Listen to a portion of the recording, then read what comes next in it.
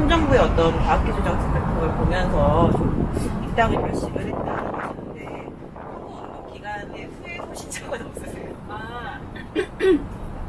우선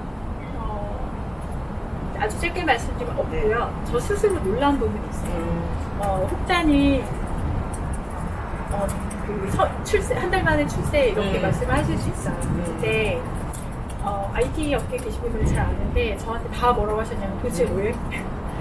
너 미쳤냐? 이렇게라고 말씀을 하신 이유가 버려야 될 게 너무 많아요.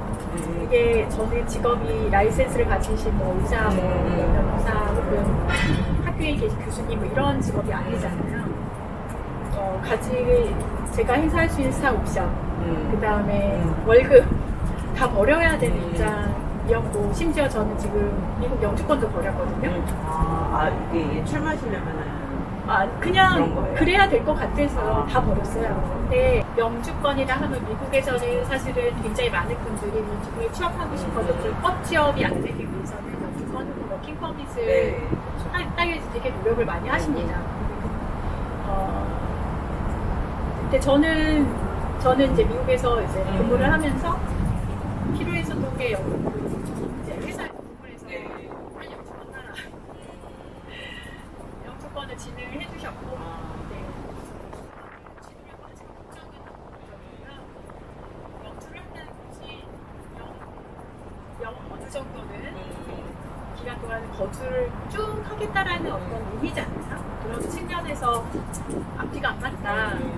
돌려주자. 그래서 자체 만나겠습니다. 근데 다시 돌아와서 저는 IT 쪽에 계시니까 저의 위치를 알고 계셨던 분들 너무 많은 손해 아니냐 라고 말씀을 하셨어요.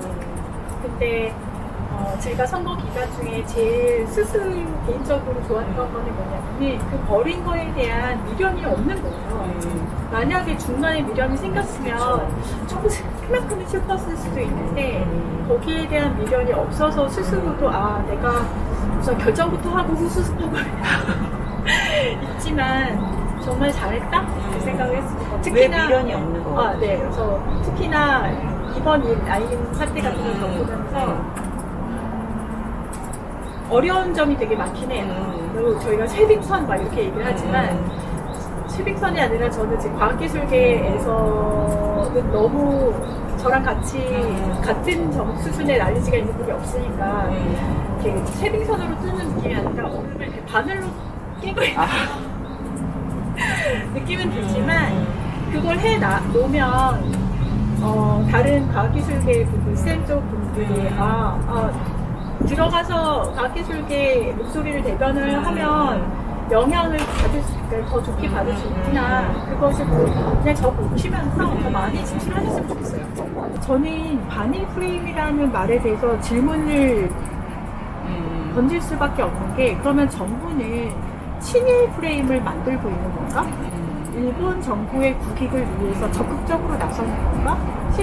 심지어 지난주에 조선일보에서 나온 인표 혹시 아실지 모르겠지만 외교부는 언론 플레이 해주고 과기정 통부는 면죄부를 주고 대통령실은 네이버 탓하고, 이게 지금 현재 우리나라 정부에서 내놓는 입장이에요. 정말 국익을 원한다면 이 입장이 맞나?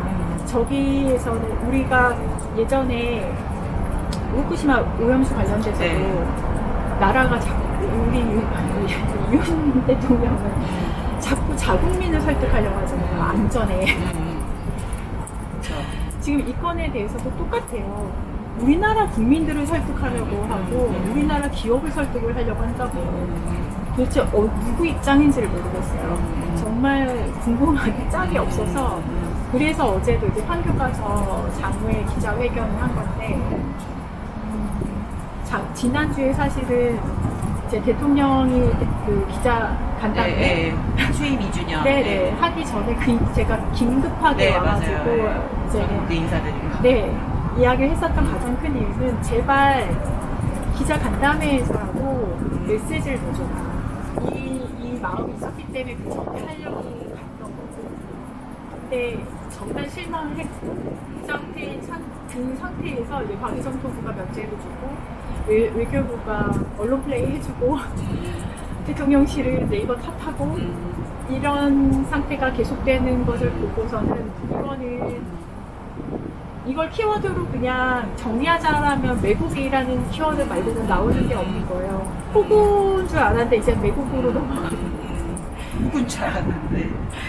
네, 그래서 솔직히 말해서 되게 참담하고, 혹자는 어제 제가 기자회견을 왜 그림 잘 나오는 네이버 가서 안 했냐, 이런 질문을 하셨거든요. 저는 처음부터 얘기했듯이 이게 비단 라인 야후 혹은 네이버라는 특정 회사를 위해서면 전 기자간담회 안 했을 거예요. 이거는 글로벌 진출을 하려는 우리나라 기업, 이미 일본에 글로벌 진출되어 있는 우리나라 기업, 우리나라 기술력을 가지고, 그 다음에 지금 이걸로 영향을 받고 있는 우리나라 개발자, 이 전체를 아주 뭐라고 해야 되죠? 바깥으로 다 내쳐버리는 그런 정부의 자세라서 판교를 간 이유는 그런 IT 기업들, 그다음에 IT 개발자들이 더 많이 몰려있는 곳, 라인 야후만을 위해서 제가 목소리를 내고 싶은 생각은 없고요. 우리나라의 전체 그 개발자 그룹, 그다음에 IT 기업들, 이런 곳을 위해서 목소리를 내고 싶어서 판교로 가서 이야기를 했습니다.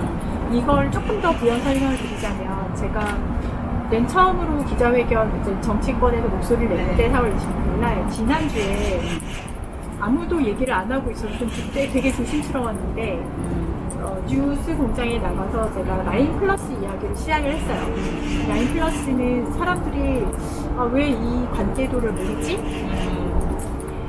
지금 이 일에서 표면으로 드러나고 있는 것에 가장 큰 두 줄기는 사람들이 잘 모르고 있는 부분이 있어요. 한 줄기는 동남아 쪽은 그러면 여기만 지키고 일본만 넘겨주면 되는 거 아니야? 라는 되게 나이브한 말씀을 하시는데, 그게 그렇게 간단하지가 않아요. 이유는 이 부분에 때문에 그런데, 라인 야후 밑에 100% 자회사로 들고 있는 게 라인 플러스, 뭐 라인페이, 뭐 등등등등 한국 개발자 회사들이 있어요. 근데 원래는 네이버 하에 있었던 회사들인데 라인 야후가 생기면서 100% 이들의 100% 지분을 라인 야후가 들고 있다고요. 이들은 무슨 역할을 하냐? 라인 야후가 이제는 A홀딩스라는 것을 네이버, 이제 소프트뱅크 50대 50으로 하면서 기술 쪽은 네이버에서 지원을 한다라고 했어요. 그게 이 그룹이에요. 이 회사들이에요. 아까 말씀하신 라인 플러스 이런. 네네. 실제로 처음부터 라인을 만들었었던 사람들, 라인에 실질적으로 동남아, 일본 다 건너 다니면서 현재 서비스가 가능하도록 만든 그룹. 이들은 이제는 지분을 매각을 하게 되면 이분들은 각자 일본 회사에 다닐 꼴이에요. 근데 일본 회사에 다닐 수 있겠죠? 하지만 문제가 뭐냐면은 글로벌에서 이런 IT, 이런 M&A, 이런 G형에서는 무슨 일이 벌어지냐면 한 2, 3년 동안은 기술 이전을 열심히 해요. 소스 코드부터 시작해서 인력을 빼갈 때도 있고, 그래서 일본에다가 열심히 팀을 만들어요. 그 다음에 잘라요. 그래서 지금 라인 플러스나 이런 회사들은 오늘 라인 플러스 대표님이 라인 플러스 직원들과 간담회를 오늘 저녁 때 한다고 알려져 있는데,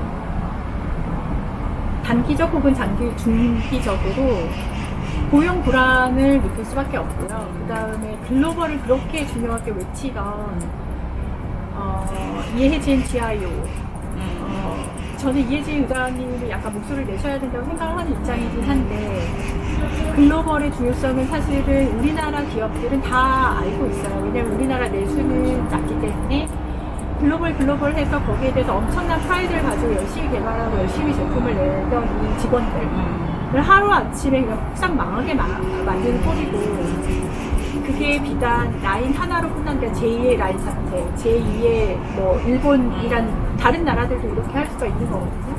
그래서 자국 이득을 위해서 지금 전 세계가 싸우고 있는데, 글로벌 디지털 마켓에서는 전쟁이거든요. 근데 그냥 알아서 이렇게 푹푹푹 퍼주는, 아이스크림 퍼서 주듯이 다 만들어 놓은 거 다 퍼주고 있어요. 근데 그 퍼주는 게 비단 회사나 뭐 이런 것 뿐만 아니라 기술 개발자, 우리나라 그분들이 만들어 놓은 기술력, 그것까지 다 퍼주면 꼴이 되거든요.